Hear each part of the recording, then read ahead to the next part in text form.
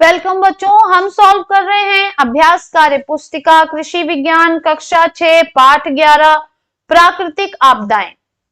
पहला प्रश्न है सही विकल्प पर सही का चिन्ह लगाइए।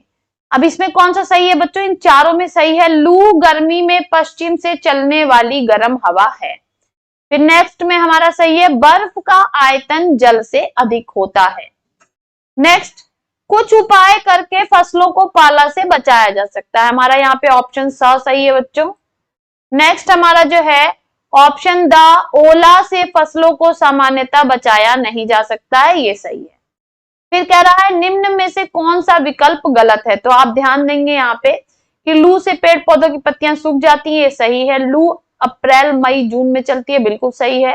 3 से 7 दिन के अंतराल पर सिंचाई से लू के दुष्प्रभावों को दूर करने में सुरक्षा मिलती है, बिल्कुल सही है।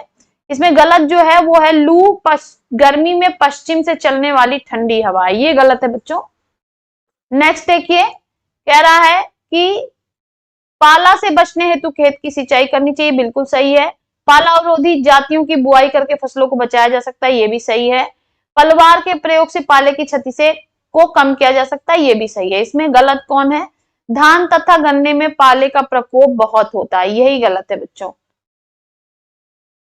नेक्स्ट कह रहा है कि पाला पड़ने की संभावना होने पर खेत में सिंचाई करनी चाहिए, बिल्कुल सही। पुआल तथा घास द्वारा पौधों को पाले से बचाया सकता है, बिल्कुल सही। पाला अवरोधी जातियों की बुआई करने से फसलों को बचाया जा सकता है, बिल्कुल सही। इसमें क्या कर रहा है? सूखा रोधी फसलें पाला में उपयुक्त होती हैं, ये गलत है बच्चों। थर्ड हमारा प्रश्न कह रहा है रिक्त स्थानों की पूर्ति कीजिए। प्रतिकूल परिस्थितियां जिनसे फसलों जीव जंतुओं का जीवन अस्त व्यस्त हो जाता है क्या कहलाती हैं? प्राकृतिक आपदाएं कहलाती हैं। यहां से हमें देखिए चुनना था, तो यहां से हमने चुन लिया।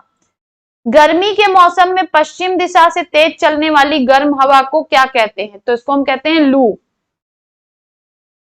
सर्दी में जलवाष्प का पौधों एवं अन्य पदार्थों के ऊपर सीधे बर्फ के रूप में जमने को क्या कहते हैं? तो इसको कहते हैं पाला।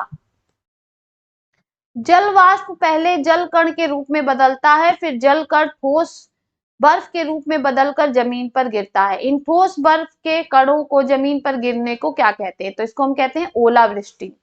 अतिवृष्टि के कारण नदियों का जल स्तर बढ़कर अनियंत्रित होने की स्थिति को क्या कहते हैं? बाढ़। अनावृष्टि वर्षा की अनिश्चितता एवं असमान वितरण का प्रमुख कारण है, किसका? सूखा का। ठंड के कारण जलवाष्प का जल की बूंदों में बदलकर वातावरण के धूल एवं धुएं के साथ मिलकर धरातल के ऊपर धुंध के रूप में छा जाने को क्या कहते हैं? इसको कहते हैं कोहरा। नेक्स्ट कह रहा है सही पे सही तथा गलत पे गलत का चिन्ह लगाइए। बाढ़ तथा सूखा प्राकृतिक आपदा है, बिल्कुल सही।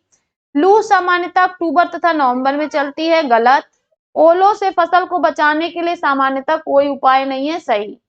पलवार के प्रयोग से पाले से होने वाली हानियों से बचा जा सकता है, बिल्कुल सही। नेक्स्ट हमसे कह रहा है कि जो बेमेल हो उसे छांट कर लिखिए। बाढ़, सूखा, सुनामी, टिड्डी का प्रयोग। इसमें सुनामी अलग है बच्चों। चूहा, टिड्डी, जंगली सुअर, नीलगाय, सुनामी। इसमें सुनामी अलग है। पाला, कोहरा, ओला, भूकंप। इसमें भूकंप अलग है। भूकंप, सुनामी, बाढ़, चूहा। इसमें जो है बच्चों चूहा अलग है। फिर कह रहा है निम्नलिखित प्रश्नों के उत्तर एक शब्द में दीजिए। समुद्र में भूकंप आने पर जब समुद्री पानी लहरों के रूप में जमीन पर तबाही मचा देता है तो इसे कौन सी प्राकृतिक आपदा कहते हैं? तो इसे कहते हैं सुनामी। अनावृष्टि वर्षा की अनिश्चितता एवं असमानता से उत्पन्न होने वाली स्थिति को क्या कहते हैं? इसे हम कहते हैं सूखा। कौन सी फसल पाला एवं कोहरा दोनों से प्रभावित होती है? तो अरहर। बर्फ के छोटे छोटे टुकड़ों को आसमान से गिरने की घटना को क्या कहते हैं? ओलावृष्टि। फिर कह रहा है स्तंभ का को स्तंभ खा से सुमेलित कीजिए। लू। लू क्या होता है? पश्चिम से गर्मी में चलने वाली गर्म हवा। ओलावृष्टि बर्फ के छोटे छोटे टुकड़ों का आसमान से गिरना। आपदा प्रतिकूल परिस्थिति जिससे फसल व जनजीवन अस्त व्यस्त हो जाए। पाले से प्रभावित फसल कौन है? आलू। नेक्स्ट कह रहा है सर्दी का मौसम है, आसमान साफ है, रात का तापमान कम और हवा शांत है। भूमि के निकट का तापमान शून्य हो गया है। जलवाष्प जल में बदलकर पौधों एवं अन्य पदार्थों के ऊपर गिरकर बर्फ के रूप में बदल गई है। बर्फ की इस परत को आप क्या नाम देंगे? तो इसे हम कहेंगे पाला।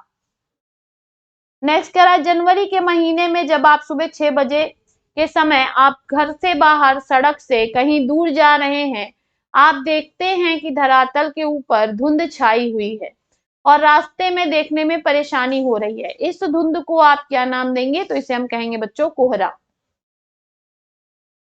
नेक्स्ट कह रहा है निम्नलिखित प्राकृतिक आपदाओं के नाम को पूरा कीजिए। तो देखिए यहाँ सू था तो सूखा, बा था तो बाढ़, पा से पाला, ओ से ओला, सू से सुनामी और कू से कोहरा। निम्नलिखित में अंतर स्पष्ट कीजिए। लू एवं सूखा। गर्मी के मौसम में पश्चिम दिशा से चलने वाली गर्म हवा को लू कहते हैं। अनावृष्टि, वर्षा की अनिश्चितता एवं असमान वितरण से सूखा पड़ता है। पाला एवं ओला। पाला क्या होता है? ठंड में वायु में जलवाष्प की मात्रा बहुत कम होती है, रात को भूमि के निकट या सीधे बर्फ के रूप में पेड़ पौधों पर जम जाती है, तो हम इसे कहते हैं पाला। अधिक ठंड होने पर वर्षा जल कण ठोस रूप में बदलकर बर्फ के रूप में जमीन पर गिरते हैं, तो इसे हम कहते हैं ओला। कोहरा एवं बाढ़। धरातल से ऊपर ठंडक के कारण जलवाष्प बूंदों में बदलकर वातावरण में धूल व धुएं से मिलकर बादल जैसा आवरण बनाते हैं, तो इसे हम कहते हैं कोहरा। बरसात के मौसम में लगातार भारी वर्षा के कारण नदियों का जल स्तर बढ़ना और जल भराव को हम कहते हैं बाढ़। फिर यहाँ हमसे नेक्स्ट कह रहा है बच्चों, देखिए कि पाठ में दी गई आपदाओं पर छोटे छोटे निबंध लिखिए। तो देखिए यहाँ कोहरा एवं बाढ़ के बारे में लिखा है, यहाँ पाला एवं ओला के बारे में लिखा है और यहाँ आपका लू एवं सूखा के बारे में लिखा है। तो आप चाहिए तो इसी को वहां पे लिख सकते हैं नीचे हेडिंग डाल के, और यहाँ पर आप छोटा सा यहाँ पर आप ऐड कर सकते हैं। ठीक है, तो यहाँ पर आप लिख लीजिए। मैंने इसलिए नहीं लिखा है कि ऑलरेडी ऊपर लिखा हुआ है। यहाँ पे बच्चों हमारा ये चैप्टर समाप्त होता है। इसके साथ ही हमारे कक्षा 6 का कृषि विज्ञान अभ्यास कार्य पुस्तिका पूरा समाप्त हो गया है। मेरे चैनल पे आपको कक्षा 6 विज्ञान अभ्यास कार्य पुस्तिका एवं कक्षा 6 गणित अभ्यास कार्य पुस्तिका के सारे वीडियोस अवेलेबल है बच्चों।